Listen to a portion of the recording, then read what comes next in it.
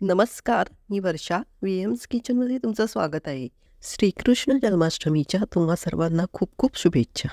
आज आपण कृष्ण जन्माष्टमीनिमित्त नैवेद्यासाठी पोहे आणि गूळ वापरून लाडू करणार आहोत. यांना गोविंद लाडू असेही म्हणतात. चला तर वळूया कृतीकडे.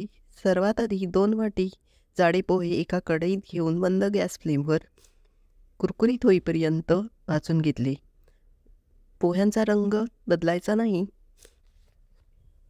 त्यानंतर 1 वाटी शेंगदाणे भाजून क्रिस्पी करून घेऊयात आणि त्यांची सालं काढून घेऊ. जेवढी निघतील तेवढीच सालं काढायची, नाही काढली तरी चालतील. मग 2 टेबलस्पून तीळ सर्वात पहिल्यांदा भाजून घ्यायचे. तीळ थोडे तडतडायला लागतील आणि उडायलाही लागतात, तर त्याची काळजी घ्या. त्यानंतर 2 टीस्पून खसखस घालून गॅस बंद करायचा आणि मग बाजूला काढून घ्यायचं. त्यानंतर सुकं खोबरं किसणीवर किसून त्यातील 1 वाटी सुकं खोबरं कुरकुरीत होईस्तोवर रंग न बदलता भाजून घेतलं. हे पण आपल्याला लो फ्लेमवरच भाजून घ्यायचं आहे. त्यानंतर मग 5 ते 6 बदाम आणि काजू कढईत घेऊन छान परतून घेतले. अशा प्रकारे आपण या 5ही गोष्टी भाजून पूर्ण थंड करायला ठेवायच्या आहेत.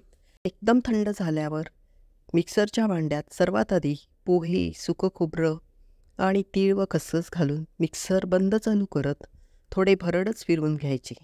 हे मिश्रण एका प्लेटमध्ये काढून घेतल्यानंतर पुन्हा मिक्सरच्या भांड्यात भाजलेले शेंगदाणे, काजू, बदाम घालून मिक्सरला फिरवून घ्यायचे. त्यानंतर मिक्सरचं भांडं उघडून काजू बदामाच्या मिश्रणातच 1 वाटी बारीक चिरून घेतलेला गूळ घालायचा. मग परत मिक्सर चालू बंद करत वाटून घ्यायचे. इथे आपल्याला मिक्सर चालू बंदच करायचे आहे, नाहीतर गूळ वितळून मिश्रणाचा लगदा होईल. परत एकदा मिक्सरचं भांडं उघडून त्यात आधी केलेले पोहे, खोबरे आणि तीळ खसखस यांचं मिश्रण बाकीच्या मिश्रणात घालून मिक्सरवर चालू बंद करत एकजीव करून घेतले. थोडंसं भरडच ठेवूयात. लगेचच मिश्रण एका प्लेटमध्ये काढून घेतले आणि मग हाताने मोकळे करून घेतले.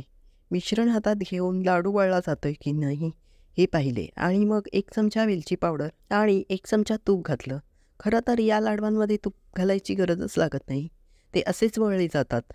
पण चव वाढवण्यासाठी 1 चमचा तूप घातले आहे आणि पुन्हा एकदा सर्व मिश्रण एकत्र करून थोडेसे मिश्रण हातात घेऊन आधी मुठीने दाबून त्यानंतर बोटाने दाबत हातावर फिरवत गोलाकार वळून घ्यायचा.